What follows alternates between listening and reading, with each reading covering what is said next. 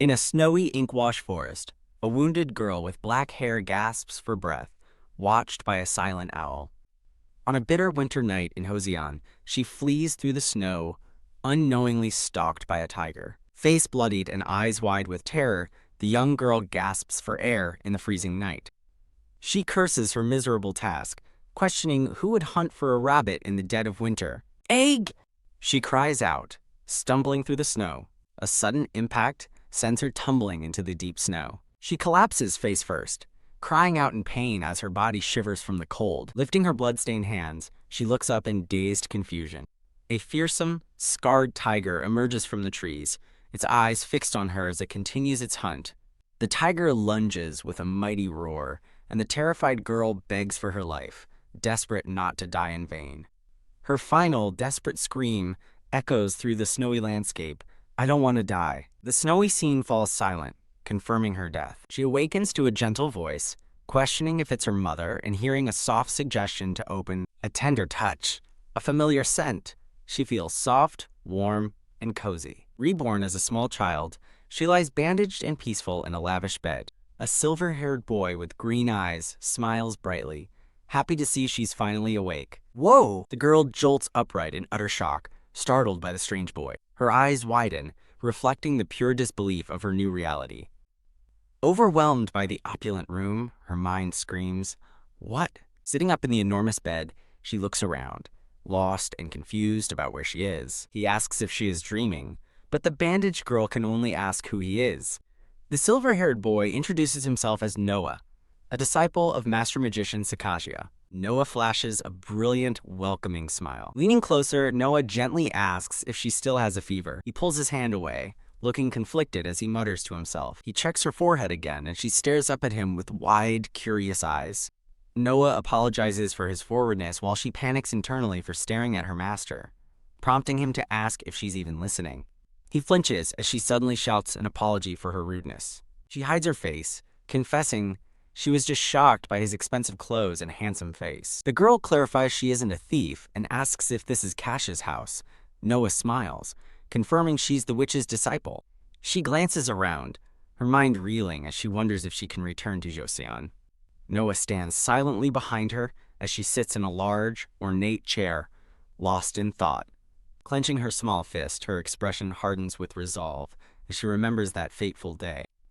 A stunningly beautiful blonde woman in an elegant, dark gown appears, surrounded by flowers. The blonde woman looks on disapprovingly, remarking that she would have warned against being kind to strangers. Noah tries to defend his actions, but his master, the blonde woman, simply sighs in exasperation. Noah explains the child's symptoms were severe, but the little girl is too mesmerized, wondering if the master is a fairy. The master looks down coldly, informing the girl she will be sent back to her original world in 1 week. The girl looks up, her face a mask of pure shock and terror. The master states that one black-haired person is enough and commands Noah to follow her, leaving the girl alone. Glancing back with an icy glare, the master dismissively asks why she should have to bother. The girl realizes with dread that returning to her old life is not an option. Looking at the masters retreating back, she sadly admits that she is nothing but a losing slave. She recalls her brutal past, where she would be beaten unconscious for failing impossible tasks. Her fear turns to defiance, as she shouts that she refuses to go back to that life. Noah pleads with his master to let her stay longer, but the blonde woman's answer is a firm and final no. The master states this isn't a shelter, and that only a seeker of magic can stay, prompting the girl to declare that she will learn. The master snaps at her to stand up. With every fiber of her being, the little girl screams her desperate plea, "Allow me to learn." The master's resolve hardens as she thinks, "I'm sure I'll survive. This time, I won't live like I used to." Her eyes widen with conviction as she internally screams, "Certainly." The bandaged little girl watches her with a slightly confused, pouting expression. A memory surfaces of a beautiful, dark-haired woman in a flowing dress praising Miss Cassia's amazing magic. Back in the present, Master Cassia bows her head, looking pained by the memory. She snaps her head up, glaring as she shouts, "You!" while a voice from off-panel cries out, "Master Cassia!" Noah rushes to her side, asking if she is okay, but Cassia dismisses his concern, claiming she was just thinking. Turning her back on them, Cassia coldly asks the girl if she is truly sure about anything. The master continues her challenge, asking if the girl could really die from the task, as the girl looks back defiantly. Noah cries out in protest, but the little girl answers with a resounding yes. Standing determinedly amidst a swirl of magical red roses, the girl grins with unwavering resolve. A panicked Noah pleads with his master, offering to take the girl's place if she succeeds. The three stand in a tense tableau within the grand sunlit room. With a flick of her fan, Cassia agrees to the girl's test, noting her mansion always has pleasant weather. However, she warns that the same cannot be said for the world outside the mansion walls. She describes a dark and strange forest beyond, filled with twisted trees and monstrous plants. Cassia smiles, declaring that the mansion is protected because she is the world's best white wizard. The master explains the task. Find a special flower, guarded by wind spirits, deep within that dark forest. She describes the beautiful, glowing, silky bell, named for its petals, as soft as silk. This flower, she explains, is essential for the mansion's defenses against uninvited guests. With a cruel finality, she tells the girl there are no guides, and she can go and die.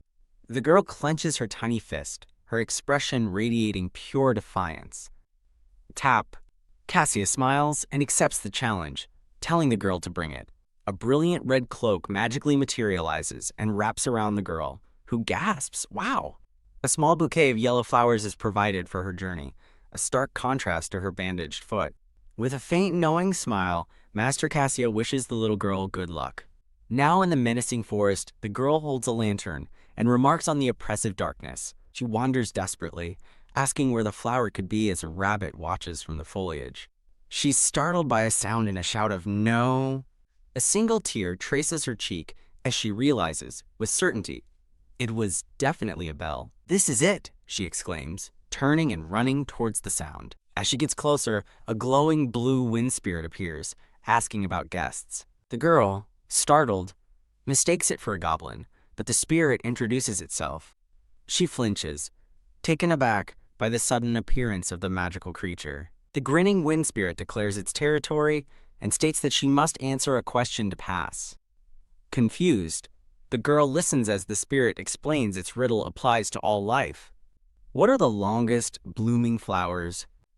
The girl hesitates for a moment before quietly suggesting that it might be cotton. The spirit looks bewildered, stating that there is no such flower as cotton here. Startled by this, the girl insists it's the flower that bloomed where she was born and grew up. A flashback shows her as a baby in a field of blooming cotton plants in her homeland. Recalling her mother stopping her from eating the fluff, the girl's story convinces the spirit, who notes her foreign magic. The spirit, now believing she is from another world, asks if her answer to the riddle remains the same. The girl agrees that there are many precious flowers, but holds her ground. She recalls a memory of her mother explaining that, while other flowers bloom and fall with the seasons, cotton is always around, blooming fairly for everyone, making it the correct answer. The wind spirit stares in stunned silence, mouth agape as it processes her answer. "Who?" The spirit happily shouts past and calls her smart as the girl sighs in relief.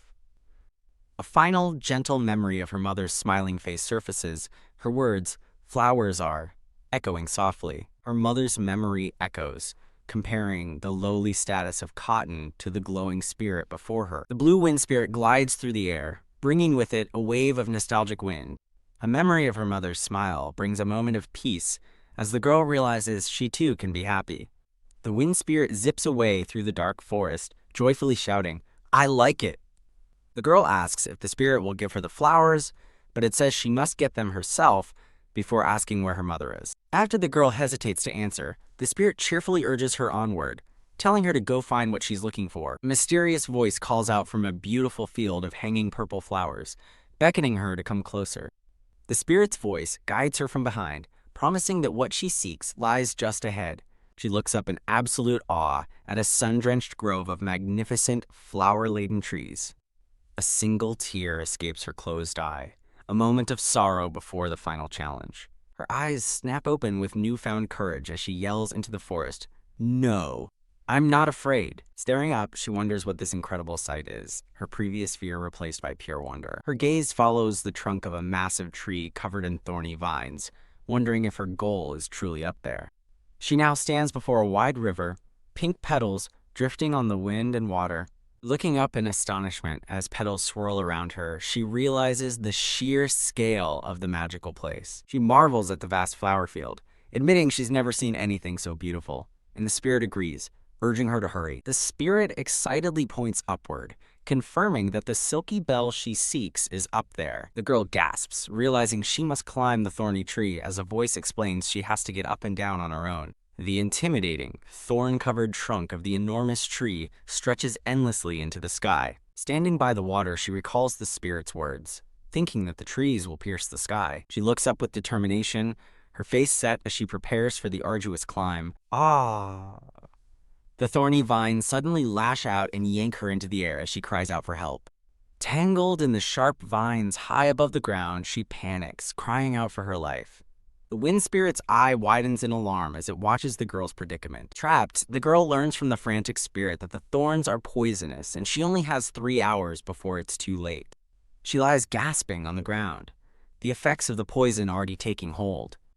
A tear of pain traces her cheek as she thinks of the strong poison now coursing through her. With grim resolve, she removes her fine cloak, knowing her simple clothes are all she has for the climb. Deciding death here is no different than in Joseon, she steels herself to climb, reaching for the vines while trying to avoid the big thorns. She flinches in pain as she begins her climb, the thorns immediately piercing her skin. Ugh!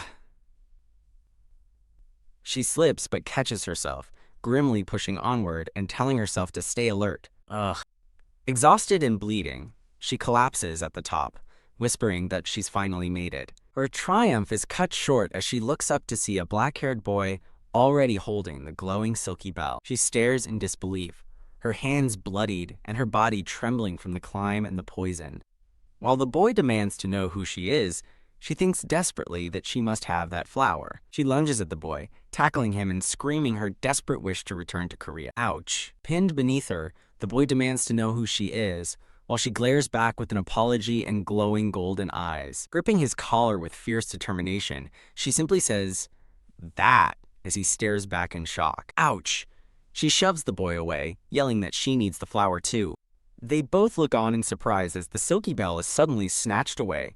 The wind spirit swoops in, grabbing the flowers and shouting, "Now!" creating an opening for them.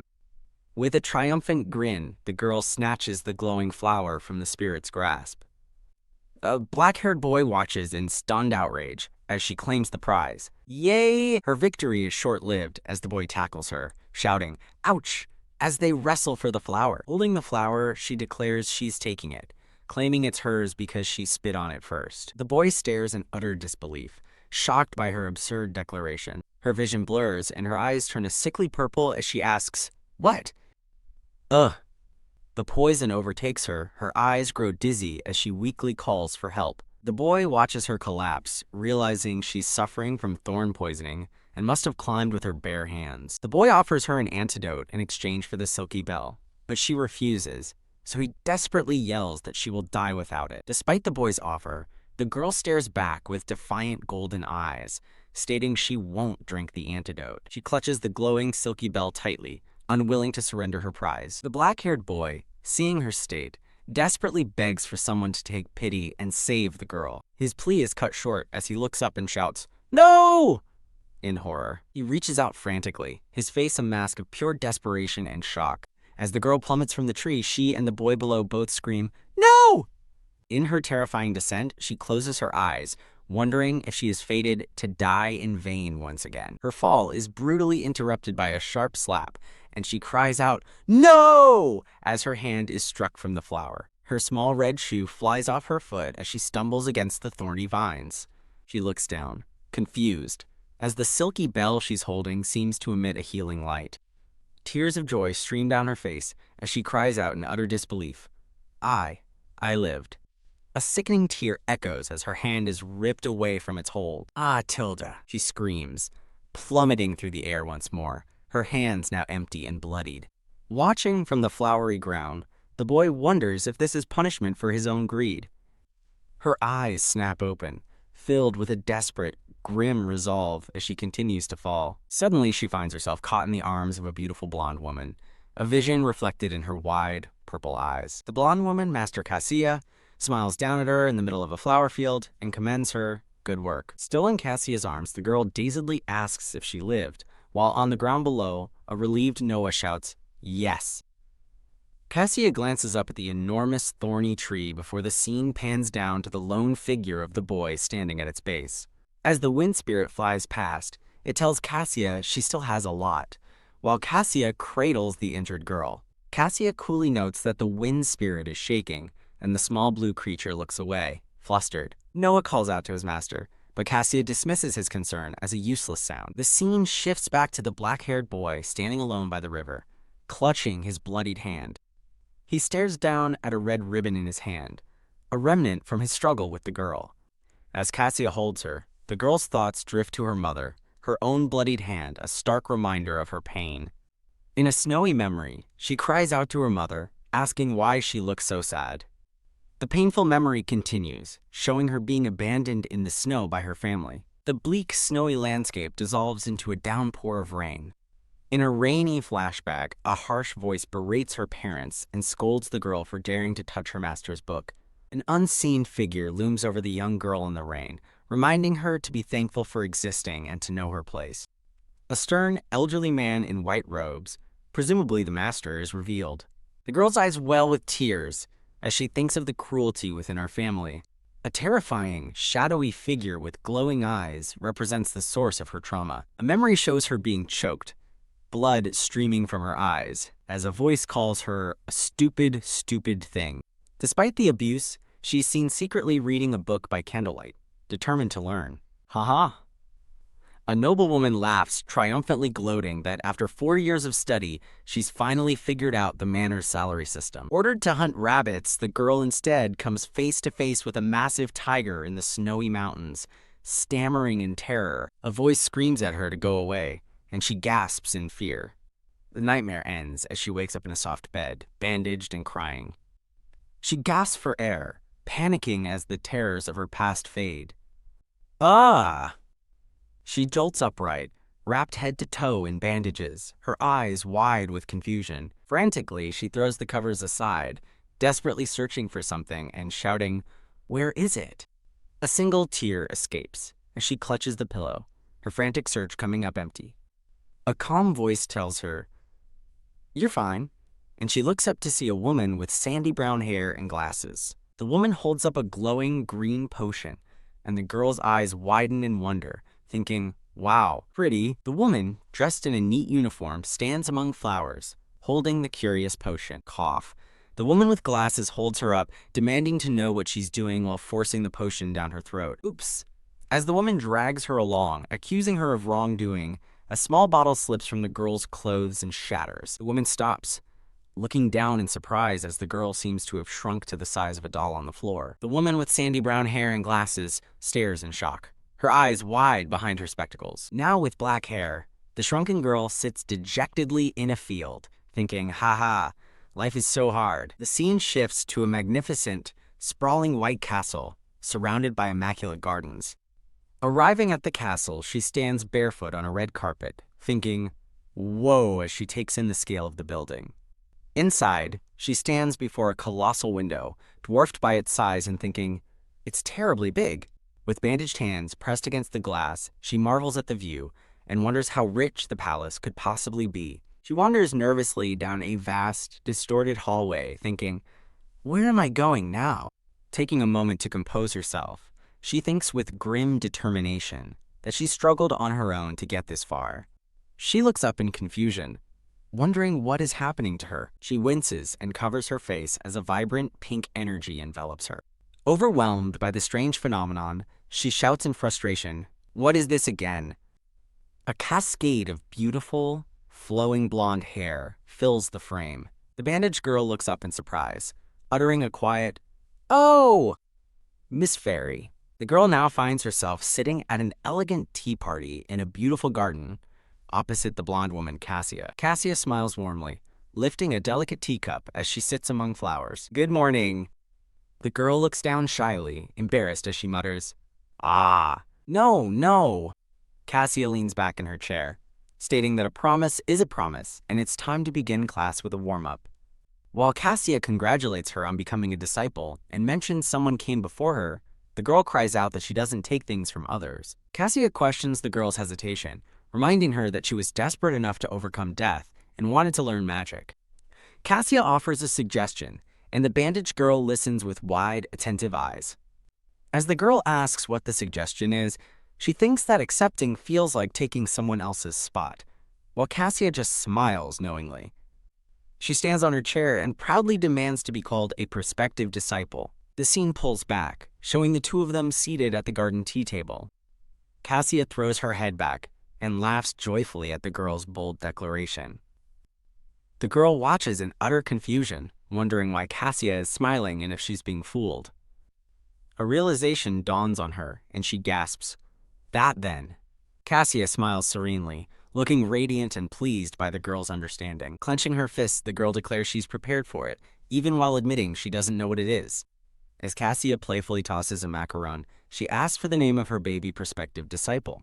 The girl catches the treat and shouts that she's no longer a baby, but Cassia dismissively replies, Yeah. The girl introduces herself as Kang Bun, while a stunned Cassia sputters her name in disbelief. Cassia wonders if names are difficult for people from different worlds, but quickly dismisses it, urging her to eat. Changing the subject, Cassia asks about the flower decorations on the table. The girl replies that it's not a special flower where she's from, sadly thinking she only ever sees the same old things. Walking through an archway of beautiful flowers, she thinks to herself that they have a lot of fine thorns.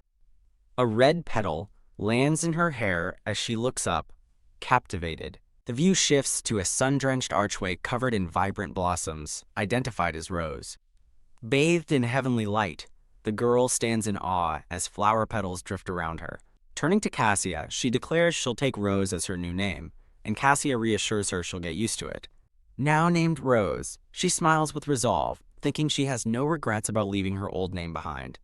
As Rose reaches for Cassia tells her not to worry, and Rose hesitantly agrees. Whack! With a sharp, decisive snap of her fingers, Cassia initiates a spell. A glowing, ornate golden key materializes in Rose's bandaged hands, surrounded by magical runes. Cassia gently closes her hand over Rose's, securing the key, as Rose looks up with a wide, happy smile. Clutching her new magical key, Rose laughs with pure, unadulterated joy. Cassia instructs Rose to go to the West Tower for her clothes, and Rose is seen walking along the tower's high balcony. The scene returns to the woman with sandy brown hair and glasses, who now appears more mature as she stands in a sunlit hall. As Rose wanders the hall, she bumps into the woman with sandy brown hair, thanking her for her previous help. The woman with glasses looks down at the now black-haired, shrunken Rose and lets out a weary sigh. Looking down at the tiny girl, the woman with glasses curiously asks if she's from Joseon. Rose politely says, "Excuse me," and as she stands on the balcony, she resolves to forget about Joseon and its unfamiliar clothes. A bitter memory surfaces, labeling her a filthy and stubborn sissy little girl. Determined to let the past go, Rose walks resolutely towards the towering structure against a beautiful sunset. She arrives at her destination, the western tower of the Cassia Canyon mansion. With a determined gaze, Rose looks up, ready to face what's inside. She pushes open the grand doors, only to gasp in astonishment at the sight before her. "What is all this?" Rose exclaims, overwhelmed by a lavish room filled with enough fine silk to last a lifetime. A sudden sound startles Rose, and she whirls around in alarm. Bang! The doors slam shut, and a tearful Rose wonders why they closed on their own. Sensing a presence, Rose nervously looks over her shoulder into the now closed room. A young man with light blue hair, Paisto, the designer of the West Tower, appears just as surprised to see her. Staring at the tiny girl, Paisto asks in disbelief, "What, you?" Paisto grabs Rose's face, shouting about her black hair, while she yells in surprise. Meanwhile, Cassia's voice calmly instructs someone to come in. The camera follows Cassia's flowing blonde hair to reveal the woman with sandy brown hair and glasses standing before her. Cassia gestures for the woman to have a seat so they can talk. The two sit opposite each other in a spacious, elegant room. With a look of mild annoyance, Cassia dismissively tells the woman to do whatever she wants. Cassia reminds the nervous woman that she has a debt to repay. The woman anxiously stares at her phone's loading screen, pleading for it to connect, but the signal is dead. Frustrated that communication is not possible, she curses as her phone displays an error. Realizing the Wi-Fi is down, she decides to try making a direct call instead. An aerial view shows her as a tiny figure walking through the vast estate grounds.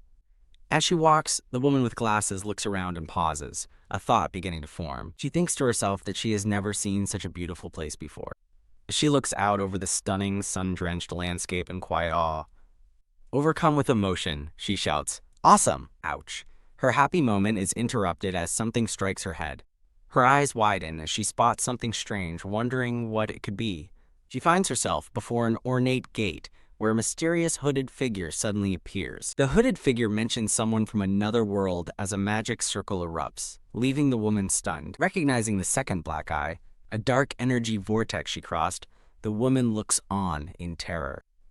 Her first instinct is to run, but a dark resolve suddenly takes hold of her. "I'll take both," a sinister thought declares, as dark purple energy surges from the ground. The chaotic purple energy intensifies, swirling violently around her. The woman with glasses opens her mouth in a terrified scream. Engulfed in a blinding flash of light, she screams for help. A gentle voice calls out, "Hey," as a figure with white hair appears. The woman with glasses looks up, her expression shifting to one of sheer shock. Kneeling on the ground, she stares up at the person who just saved her. Her savior is revealed to be a young boy with white hair and green eyes, holding a glowing, ornate box. A flash shows the last of the dark, thorny energy dissipating into the air. The white-haired boy looks away, slightly flustered after his heroic moment. He asks what else he should say, while the trembling woman stammers that he kept muttering something. She recalls with horror what she heard him say. Both. She remembers him declaring he'd take them both while looking at her, a fact he now confirms as a card falls from her hand. The white-haired boy's expression turns to panic as he shouts, "Master!" The woman with glasses chases after the white-haired boy, apologizing for wandering off, but he urgently tells her no. She watches as the boy sprints across the vast courtyard toward the castle in the distance. With a worried expression, the woman with glasses continues to follow him. Her determined reflection appears in a small, ornate, and glowing sphere. Elsewhere, Cassia reassures someone off-screen not to worry, promising there will be no problem for them to return. Her calm demeanor shatters as her eyes widen in sudden, shocked alarm. The white-haired boy bursts into the room panting as he desperately shouts, "There is a big problem, Master." He frantically explains that there is something wrong with the gate. Crack. A delicate teacup shatters, mirroring the sudden tension in the room. Enraged and surrounded by a dark aura, Cassia furiously wonders who dared to step into her mansion. An explanation of gate magic appears, describing it as highly concentrated and capable of moving across dimensions. The text continues, explaining that a gate's stability depends on the traveler's attributes matching the gate's properties. A corrupted red magic circle materializes, signaling that the situation is impossible to resolve easily. The woman with glasses stands on a tiled floor, observing the color and concluding that it isn't white. A complex magic circle representing a spectrum of colors flashes with brilliant, unstable energy. The woman with glasses now stands between Cassia and the white-haired boy on the glowing floor. Cassia's eyes narrow as a name escapes her lips with dawning horror, Blackbird. As the white-haired boy hands her some documents, the woman with glasses looks down and curses, "These motherfuckers!" She turns to the white-haired boy with a nervous look, asking if the situation is truly serious. The woman with glasses explains that their white gate of light was corrupted by a black dark attribute, turning it into a grace property. She concludes her explanation, stating this corrupted path is known as the Grace Meadow, or Magic Way. The woman with glasses outlines their two major problems. The Grace Meadow has stopped working, and they need the owner of the black attribute to fix it. The thought concludes grimly that there is no one with the black attribute in the mansion, as the Western Tower is shown. Meanwhile, a newly dressed Rose happily states that Sir Paisto changed everything. She beams with joy, looking adorable and slightly bashful in her new blue and white dress. Paisto kindly invites her to sit and asks if her new clothes are comfortable, gesturing to a table of treats. Overcome with emotion, Paisto weeps dramatically, proclaiming it's the first time in centuries he's seen a new leaf. Rose finds his outfit more curious than her own, but Paisto praises her dress for its fresh design before changing the subject. Holding a teacup, a bandaged Rose cautiously asks if he's truly giving her the outfit. She smiles brightly, reassuring someone that it's okay to lose and not to worry. Rose offers to give something back, saying it's just a regret for her, while a thought from Paisto questions her words. She looks up with an innocent and slightly confused expression. Paisto asks if he's the one defined by clothes, observing that hers look like they were made with a mother's great care. Rose sits silently, clutching her old, patched-up clothes to her chest. Paisto asks if she'll accept his offer, vowing to make her a wonderful dress, as Cassia's voice asks if Rose knows they are fragmented and can predict the future. Paisto kneels down to speak gently with Rose, as she sits opposite him. A vision appears of a beautifully dressed woman shining brightly in a field of flowers. Rose sits solemnly in her chair, holding her old clothes as an aura of blue roses surrounds her. She rests her head on the old garments, and Paisto watches her with a soft, understanding smile. Rose fondly remembers that the sun felt especially long that day, reminding her of her mother. A surge of determination fills her as she thinks that she can run, even if the road ahead is thorny. Clutching her mother's memory in the form of the old clothes, she smiles, resolved to keep moving forward. As night falls on the castle, a lone figure rests in a grand, dark bedroom. The woman with glasses sits up in bed, looking thoughtful and uneasy in the moonlight. Remembering the talk of Gracie magic, she has a sudden, dawning realization. Outside, lightning cracks across the dark, stormy sky. As rain begins to pour, Rose looks out the window, wondering if a hole has opened in the sky. The white-haired boy studies diligently, acknowledging that the language is hard for Rose, but essential for her to learn. Holding a glowing book, Rose excitedly asks if it's from her master, and then immediately worries if it's been damaged. The white-haired boy grabs her shoulders, urgently asking if she valued the book, and Rose shouts back that she treasured it. Whoosh! The white-haired boy suddenly snatches Rose, who cries out in surprise. The book she dropped flares with magical energy, a complex circle glowing brightly on its pages. The boy and Rose appear before a stern Cassia, who urgently asks what is going on. A quill drips a single drop of dark purple ink. As a thought concludes, the attribute seems to be black. The narration explains that attributes are like nature, showing a vibrant, sunlit tree. The view shifts to the tree's countless roots, illustrating that the number of attributes is varied and immense. A vision of a woman in white, holding a torch, represents the white attribute. Light, morning, and life's beginning. The concept of Gracie is introduced as the dawn between white and black, while a hooded figure's dark power symbolizes fear and erosion. A terrifying scene of a sinking ship and drowning people illustrates the destructive nature of the black attribute. A cosmic history lesson explains that the three attributes were once balanced, but Gracie wizards, who understood both, eventually went extinct. Cassia's flowing hair is shown as she thinks about moving past unfounded prejudices. Gazing at a woman in a floral dress on a balcony, the white-haired boy worries that Rose might be the one with the black attribute.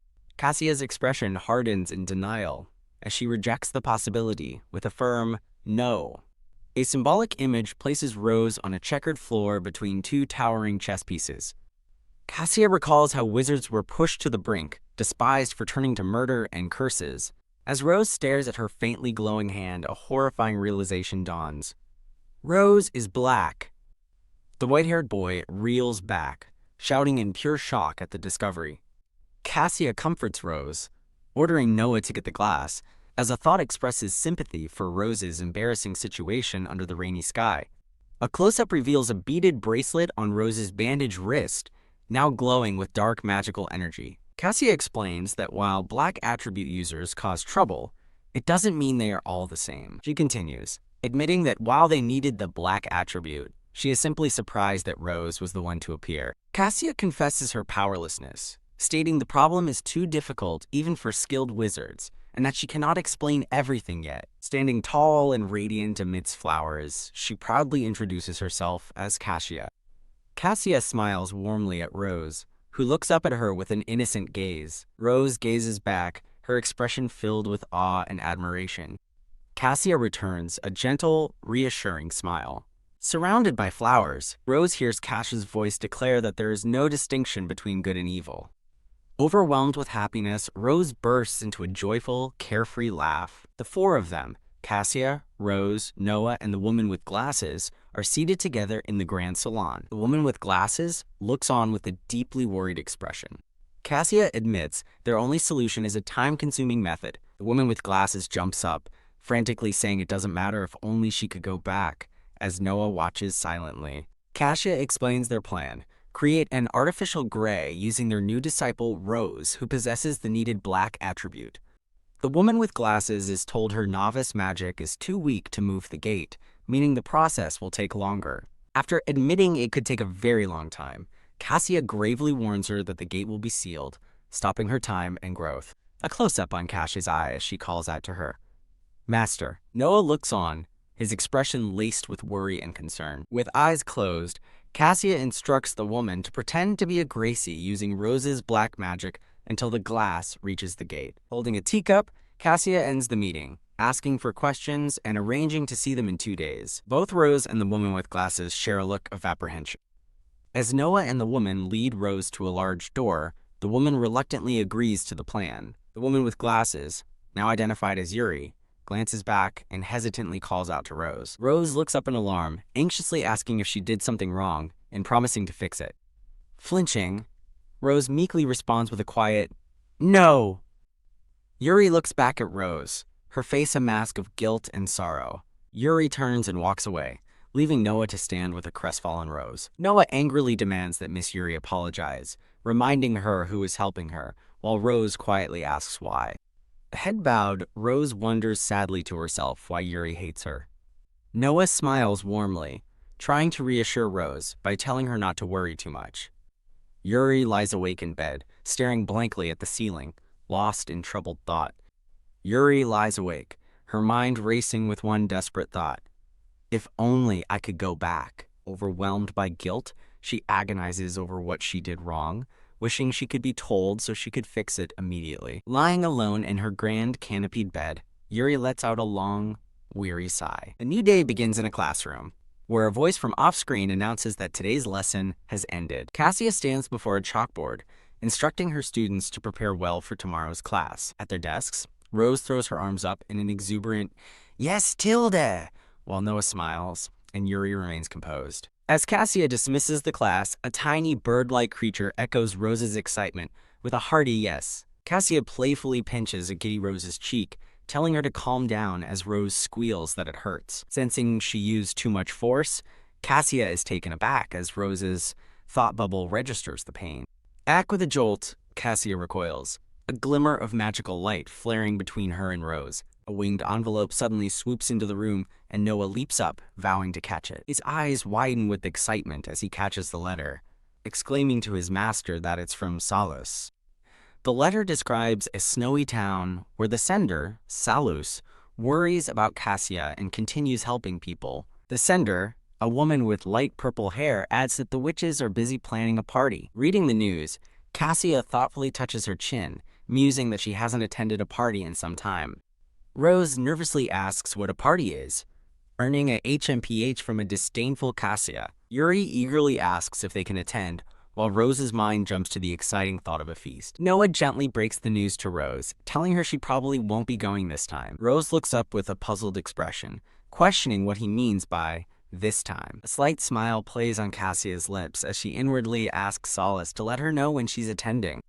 Turning away with an air of nonchalance, she murmurs, "Of course." She then pivots back with a dazzling smile, announcing brightly that she will reply right away. Cassia looks down at her students, a sudden idea sparking in her mind as Noah and Rose gaze up at her. While Cassia considers needing a new dress, Paisto is shown dramatically begging a woman for fabric, singing a new cloth song. Rose excitedly declares her wish to go to the capital, but Cassia shuts her down with a firm and final no. Cassia stands firm, stating Rose and Yuri are too weak to travel and must stay home, leaving them crestfallen. Yuri sits quietly at her desk, a strange ripple of energy distorting the air around her as she thinks. Cassia ends the discussion, forbidding the trip to the capital, and announcing that Noah will depart tonight alone, to which he agrees. A carriage travels through a dark wooded path under the cloak of night. Inside the carriage, Noah's expression is focused and determined as he journeys onward. To his surprise, Rose is also in the carriage, excitedly thinking about the Emperor's capital before suddenly shouting, "Why, Miss Yuri?" Yuri, also dressed for travel, turns around with a smile and asks what the matter is. Noah looks away, remarking with a quiet laugh that he's sure she'll be great for their master. A thought projects a sense of duty and unease, planning to report to the district upon arrival while foreseeing a chaotic future. The lone carriage continues its journey under the light of a brilliant full moon. As they travel, Cassia's voice instructs them to blend in as citizens and drink a sleeping potion, while Rose reads a document about a new priesthood. Inside the rumbling carriage, Rose reflects on the difficulty of just getting to the capital. Staring at her reflection in the window, she wonders if the capital is really a place everyone wants to go. The narration explains a system where merchants across the land post information about a precious deposit. A powerful, faceless emperor sits upon a grand red throne, a symbol of the capital's authority. Looking out at the world, Rose feels a pang of envy for those who can travel freely. A menacing creature with glowing blue eyes, resembling a great tiger, lurks in the snowy darkness. As dawn breaks, their carriage approaches a bustling city, and a voice announces their arrival. Waking up in her new pink travel clothes, a sleepy Rose rubs her eyes, thinking she heard someone call her name. She looks around, confused, a rainbow glimmer reflecting off her bandaged hand. Noah appears beside her, thinking he forgot to explain something, as a close-up of Cassia's eye reinforces the instruction. He clarifies that the medicine they took temporarily changed their eye color to blue, to avoid unwanted attention, and Rose realizes the reason. Yuri, now outside the carriage, tells them to hurry up, as Rose and Noah follow. Noah proudly shows Rose a glowing piece of jewelry he can magically summon, asking if it's cool. Rose stares in wide-eyed wonder at the magnificent cityscape of the capital before her. An illustrated map introduces their destination, Kalyan, the capital city of the Atlan's Empire. Arriving in a bustling street, Rose is amazed by the crowds as a vendor shouts about his goods and another person tells them to move. But Rose happily notes the city's lively winter atmosphere. Inside a lavish boutique, Yuri laughs with delight, surrounded by beautiful dresses. Yuri pities someone wearing thin winter clothes, while Noah urges her to hurry, offering more money for their purchases. With a flash of excitement, Yuri playfully lifts a doll like Rose, who seems momentarily confused. Rose timidly models her new, warm yellow and black coat. Noah gushes over how cute Rose is, but she nervously asks if the new outfit was too expensive. Now seated in a regal chair, Rose happily enjoys a snack from a tray of treats. As one man schemes to sell her, the girl warns him that kidnapping is a felony before screaming for help. Bam! Rose suddenly crashes into the man, sending him reeling back in shock. Standing protectively before the other girl, Rose glares defiantly at the would-be kidnappers. Rose closes her eyes in relief, hoping the men will leave them alone. Dong-a sound marks a sudden turn of events. The purple-clad girl stammers in disbelief, staring at Rose, who stands ready for a fight. A masked man grabs Rose from behind, commenting on her familiar appearance as the other man warns her. Dangling in the man's grasp, Rose struggles as the girl in purple realizes this beansack must also be a noble, a fact the kidnappers gleefully confirm. One of the men viciously grabs the purple-clad girl by the hair, calling them both annoying. Pinned to the ground, the girl's eyes widen as she spots someone approaching and cries out for help. The two men laugh mockingly, convinced no one is coming to help. Their laughter turns to panic as they realize they were wrong, shouting at each other to run while Rose watches in surprise. Noah rushes to a fallen Rose, frantically checking for injuries as she insists she's fine, while Yuri's voice urges them to pursue the fleeing men. As Noah checks her face, Rose panics, trying to tell him about the other girl. Looking around, Noah wonders where the girl went as her magical outline fades away in the alley. Back at their room, Cassia furiously scolds Rose and Yuri for not listening to her. Cassia continues her tirade, calling them immature and dangerous, prompting a tearful Rose to apologize. Sighing, Cassia warns them to be prepared for another scolding upon their return. Rose and Yuri sit side by side on a bench, looking thoroughly chastened. Cassia admits to herself that she is incredibly worried about them. Noah appears with their coats, urging them to finish their shopping quickly so they can leave the dangerous capital tomorrow morning. As Yuri suggests they go home, Rose hesitantly asks if they can stay out a little longer. Yuri is surprised until Rose explains she just wants to visit the night market for snacks, her face lighting up with excitement. Noah watches the sun dip below the rooftops, remarking on how early it gets dark in the winter. Boom! A sudden explosion makes the three of them look up in unison. A brilliant firework bursts in the sky, and Rose watches in wide-eyed wonder. Yuri asks Rose if she's seen fireworks before, but Noah reminds her of their recent scolding. Rose begs to watch just once. As more fireworks light up the night, Rose pleads to stay and watch. Her face illuminated by the dazzling display, Rose laughs with pure, unadulterated joy. Yuri tells Rose not to run off, while a smiling Noah gently reminds her to be careful. The three of them stand together, captivated by the beautiful fireworks overhead. Rose exclaims that it looks like flowers are blooming in the sky, and a nearby voice agrees. With a skewer of food in each hand, Rose beams with absolute delight. Noah holds Rose so she can see better, while Yuri smiles and agrees that the sight is pretty. After noticing a happy family, Noah asks Yuri what's wrong, and she tells him to use her name. Noah announces a stop at a nearby herbal store, and Rose asks a tired-looking Yuri if she'd like to go back first. Looking exhausted, Yuri agrees and says she'll return to their room ahead of them. Noah hands Yuri a key-like ring for room 405, telling her he and Rose will join her after visiting the herbal store. When Yuri asks what it is, Noah explains it's a tracking device for emergencies, reassuring her he'll come if she's in trouble. As Yuri waves and walks away, Noah turns to a cheerful Rose, ready to buy herbs and head home. Noah's expression becomes thoughtful as he looks on, quietly murmuring, "Well." At an herbal store, Noah urges Rose to come inside, but she recoils, complaining about the smell. Noah asks Rose to join him, but she finds the smell bad. He tells her to stay put and not wander off this time. Left alone in the falling snow, Rose waits patiently. Rose watches the gentle snowfall, mesmerized by the quiet winter scene. A smiling boy with dark hair, his eyes in shadow, triumphantly announces that he's found it. The boy, revealing brilliant golden eyes, stares in shock at Rose and exclaims, "Red shoes." The golden-eyed boy beams with a wide, excited grin as he leads her through the snow.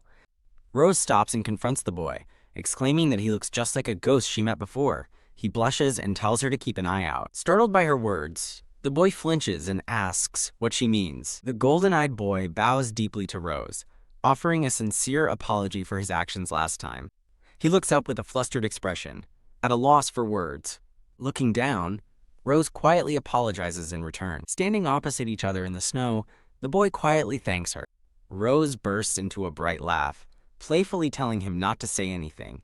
The boy explains he was worried because this month has the longest moon, and he hoped to see the moon goddess Themis. As they walk, the boy explains that Themis is the god of girls, so it's a good time to hide among them. Rose suddenly notices his eyes are blue, and he exclaims her name in surprise. The boy looks away in a panic, sweating nervously. Rose and the boy run into Yuri, who is shocked and asks what's wrong with them. A dark-gloved hand holds a glowing pendant as a voice calls for Lady Yuri. In a snowy town, someone utters, "Huh?" before a close-up reveals a bloodied hand and a cry of pain. A wounded girl with glasses and light brown hair slumps against a stone wall, clutching herself in agony. She desperately pleads for help, while an onlooker's eye is shown as they question why this is happening. The wounded girl asks why she's being attacked, as a shadowy figure emerges in the alley, announcing, "Found." The girl's eyes widen in absolute terror at the sight of the approaching figure. A dark energy creeps up the alley wall, signifying a grim presence. A cloaked figure with a glowing visor confirms it has found its target. The figure, revealed to have monstrous feet, observes a black eye as a single menacing purple eye glares. Crackling purple energy erupts around the cloaked figure's ominous form. As the figure strikes, the girl in the purple coat cries out, "Thump." A heavy foot stomps down with crushing force.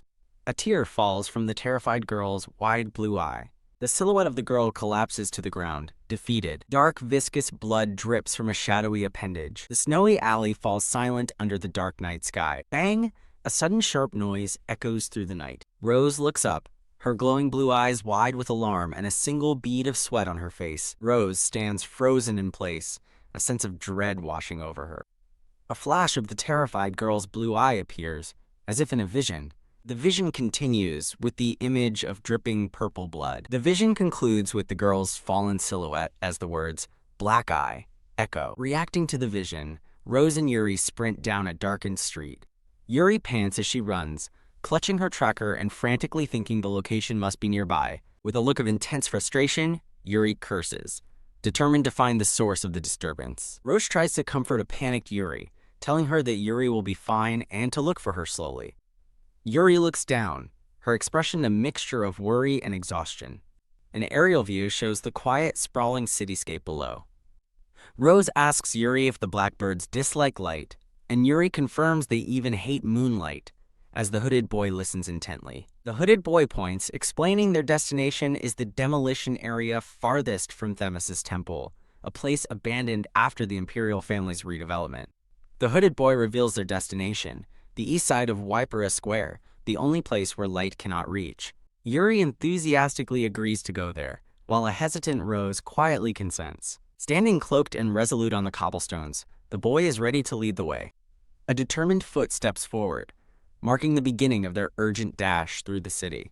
Yuri checks her tracker and realizes their target is just past the next alley as the boy rushes ahead. With a worried expression and a bead of sweat on her face, Yuri hurries to keep up. The hooded boy wonders how the others know about the secret Imperial demolition project, noting their clothing and tone are not ordinary. As Rose runs, she realizes with a jolt of panic that the potion is wearing off and her original eye color is returning.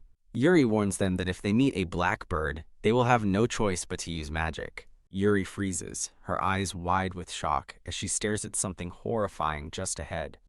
Rose cries out in alarm as a sinister black-gloved hand appears beside her. The monstrous cloaked figure stands over the bloodied girl in purple as a voice thinks in disbelief, Yuri? From the wounded girl's perspective, her trembling, bloody hand reaches out as she desperately thinks for the others to run away. As the monster's fanged maw appears, and it announces, "Second," a tearful Rose realizes she is its next target. The blood-stained hand of the fallen girl lies on the cobblestones as she thinks one last time for them to flee. Lying defeated on the ground, the wounded girl glares up at her attacker with furious defiance. The hooded boy yells Yuri's name, but Yuri quickly warns him that it's too dangerous to recklessly approach. Yuri wonders aloud how Lady Yuri ended up here when she was supposed to be at the dorm, as the three of them look on in horror. The hooded boy stammers in confusion, realizing the creature isn't a person as it lacks a scent, just a chilling aura. Ugh. The group flinches back as the monster's single malevolent purple eye glares at them. Gasping in shock, the hooded boy wonders how such a monster could be lurking in the Empire's capital. Yuri asks if she's being addressed, while the hooded boy flinches away, unable to hear, as Rose points out that he's the only kid there besides her. Yuri flashes a confident smirk, and the flustered boy below her simply says, "Ah, okay." Yuri begins to cast a spell, chanting the words for the world and little light. As the monster watches, it recognizes the magic, thinking to itself, "Bishop, Queen's puppet." Yuri's eyes widen in shock as she hears the creature's thought, stammering, "Did you say?" The blackbird confirms it can speak, unlike their previous silent encounter. Ominous purple energy crackles around the monster as it declares that all it needs are black eyes. Yuri stands ready, but her eyes widen in horror as she realizes the imminent danger. The monster lunges directly at Rose, who squeezes her eyes shut in terror. In a vision of black ink, a voice instructs someone to open their eyes and look straight ahead. Rose's eyes snap open, now glowing a brilliant blue, as a voice observes her tasteless and loud opponent. A flash of divine power deflects the monster, sending it flying away from Rose. Stunned by this sudden turn of events, Yuri can only stammer Rose's name in disbelief. An ink-wash image of a striped tail appears as a calm voice apologizes for its actions last time. A close-up reveals Rose's piercing blue eye, its pupil now a sharp, vertical slit. Kakak. The monster lets out a pained screech as it reels from the attack. Massive, ethereal tiger spirit with glowing eyes materializes behind Rose, roaring for the monster to go away. A blinding slash of energy cuts through the darkness, striking the monstrous figure. The mystical voice again apologizes for its previous behavior and asks to be welcomed back. Rose stands with a calm, determined expression, her blue eyes glowing with newfound power. Wreathed in swirling black energy, Rose commands the beast, "Don't eat this person." Dark, viscous blood spatters across the scene, signaling the end of the violent confrontation. The hooded boy can only stare in utter disbelief, stammering, What? What the hell?" Yuri looks on in awe, sensing the overwhelming magic and wondering if it's the power of a spirit. The beast, the monster, stammers, its form dissipating after the devastating attack. The monster's dark, clawed hand vanishes into particles of light. Rose looks down, flustered, thinking to herself that she doesn't even know how to properly say goodbye. The spirit's voice tells her to prepare better quality offerings next time, adding, "Don't go back this time. See you again." As the spirit departs, Rose looks up, her eyes having returned to their normal purple hue. Ouch! As the spirit's power fades, Rose collapses onto the cold cobblestones in her yellow coat. The hooded boy and Yuri rush to her side, frantically asking if she's all right and what just happened. The boy helps Rose up, but flinches away when she apologizes, leaving Yuri relieved but confused by his odd reaction. Suddenly, a brilliant golden light erupts from the wounded girl as a healing spell is cast. With a determined expression, Yuri holds her wand, noting she must focus to deal with something sharp. Yuri carefully casts a healing spell over the wounded girl, who is now wrapped in Rose's yellow cloak. The hooded boy muses that the monster was unlike the usual black eyes he knew of. Something was different. A bead of sweat runs down Yuri's face, showing the immense strain of maintaining the healing magic. Yuri comforts a guilty-looking Rose, patting her on the head and reassuring her that it's not her fault. Surrounded by an aura of white lilies, Yuri gives a gentle, relieved smile as the healing seems to take hold. A massive, intricate golden magic circle materializes, radiating an immense and ancient power. The scene shifts to a grand bedroom, where Yuri continues to cast the healing magic over the unconscious girl. Ah!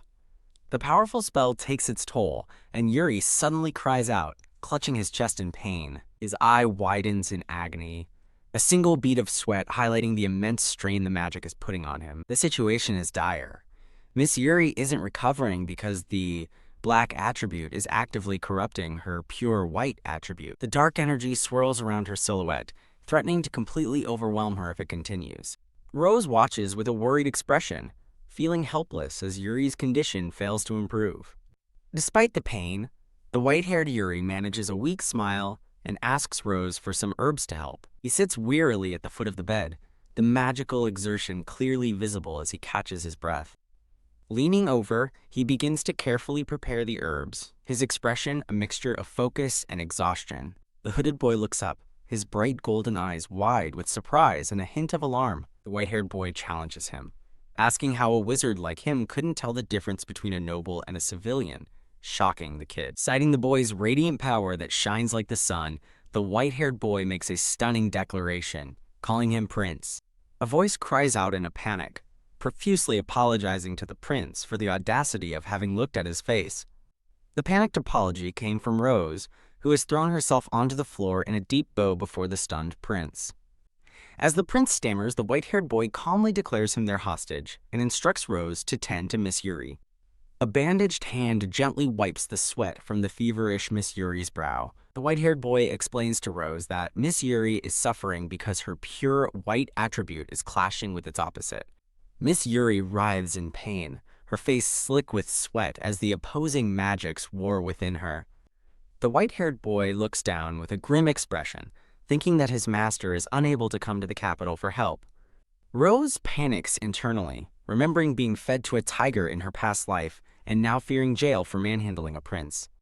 As her comical inner meltdown continues, the prince notices her distress and asks what she's thinking about. Flustered, the prince quietly pleads with Rose not to tell anyone about his identity. Rose and the white-haired boy stand quietly by the bedside, their hands hovering near the ailing Miss Yuri. Suddenly, the prince's eyes widen in alarm as he flinches from something just out of view. Standing beside Rose, the white-haired boy eyes the prince skeptically and asks, "A deal." The scene shifts to the city rooftops, quiet and still under the light of the full moon. In the darkness, a rat with a glowing collar finds a matching purple orb left for it on a ledge. The quiet of the night continues, showing a peaceful view of the city's rooftops. The rat messenger scurries along a high stone wall, its urgent delivery now underway. The prince begins to lay out his proposition, asking if they have ever heard of Tyr. He offers a trade. He will give them information on Tyr in exchange for them teaching him magic. Rose's face lights up as the prince explains that a Tyr can save the wounded girl, insisting it's a good deal. Before Rose can agree, the white-haired boy interjects, cautiously asking how they can possibly believe the prince. He bitterly recounts the Empire's history of rejecting his race, culminating in a vision of a bloody royal purge. "Don't make me laugh," he scoffs, angrily questioning why the royal family would ever give up their treasure, Tyr, in good faith. The prince insists he's different from the rest of the Empire and asks to be judged on his own merit, leaving the choice to them. The white-haired boy pinches the bridge of his nose, closing his eyes in conflicted thought. Rose looks up at him with pleading eyes, her unspoken hope hanging in the air as she says his name. The white-haired boy agrees, stating that if they can find Tyr, he can save Miss Yuri. However, he privately worries that it's a dangerous lie and resolves that he cannot allow Rose to go. Holding a wand, Rose steals her resolve, deciding to save Yuri first, regardless of the consequences to herself. With a bright, determined smile, Rose accepts the challenge. A beautiful array of flowers appears at her feet, symbolizing her blossoming courage. The white-haired boy holds Rose's shoulders, sternly warning her not to be reckless again, and she happily agrees. He explains his mana was too low to cast a proper spell earlier, and gives her a necklace, instructing her to use it to return just before sunrise. He stresses the timing, warning Rose that she must come back before the sun has completely risen. The scene shifts to the imposing royal palace, looming under the dark night sky. Rose gazes up in wonder, marveling that she's at the king's palace, and noting the air feels strangely warm. The cloaked prince reaches a hand back to a hesitant Rose, encouraging her to follow him. The Empire of the Atlands is described as a beautiful golden frame, but one that is painted with blood. A map details the Empire's history of severe water shortages, where water was more valuable than gold, until the discovery of the river Lethe. Though the river ended the shortage, the people of the Empire soon yearned for something more. A mystical blue eye, like a celestial sea, sheds a single, magical tear. The origin of this magic is revealed, the last miracle of the sea god, Tyr. A title card confirms the existence of the sacred Tyr. As palace guards patrol, one thinks he hears a sound, but his companion dismisses it, and the first guard blames his own exhaustion. Hidden in nearby bushes, Rose and the prince freeze in terror as the guards pass by. Huddled together, Rose frantically questions the prince about the lack of guards, but he explains this unusual patrol is their mission and urges her to move. To talk, Rose takes a determined step forward, moving through the palace grounds. As they walk, Rose asks the prince how he knows so much about the palace and if he often sneaks out. The prince sadly confirms that he does, adding that no one really cares about him, which confuses Rose. They finally arrive at a massive, ornate door bathed in a sliver of brilliant light. The prince instructs Rose to open the door with the key, only to realize, with a jolt, that he doesn't have it. Rose's face falls in disbelief as she whispers, "No way." As a cold wind swirls, she asks incredulously if he really doesn't have the key. Pang! An enraged Rose grabs the prince's collar, demanding to know why he wasted her time, while he stammers that the key is gone. Under the full moon, an unseen person internally pleads for someone to get them out of this mess. The camera pans over the vast, silent expanse of the palace complex at night. A light bulb flashes over the prince's head as he suddenly gets a brilliant idea. Rose impatiently asks what his idea is and why he didn't mention it sooner. With a dramatic point, the prince excitedly exclaims, "You!" He shakes Rose, demanding she summon the cute spirit again, but she desperately pleads that she can't, not even remembering the map. The scene shifts to a beautiful blonde woman in a flower garden, who asks if one is questioning their own qualifications. While noble status and talent are important, she says something else matters more, prompting Rose to ask what it is. The blonde woman smiles kindly, surrounded by a field of blooming blue roses. Rose looks up in awe at the tall, elegant lady before her. A gentle voice encourages Rose not to be afraid and to speak her mind. The prince watches her expectantly, asking what she plans to do. With a look of fierce determination, Rose thrusts her bandaged hands forward as magical energy begins to gather. As the grand doors begin to glow, a powerful voice commands them to open.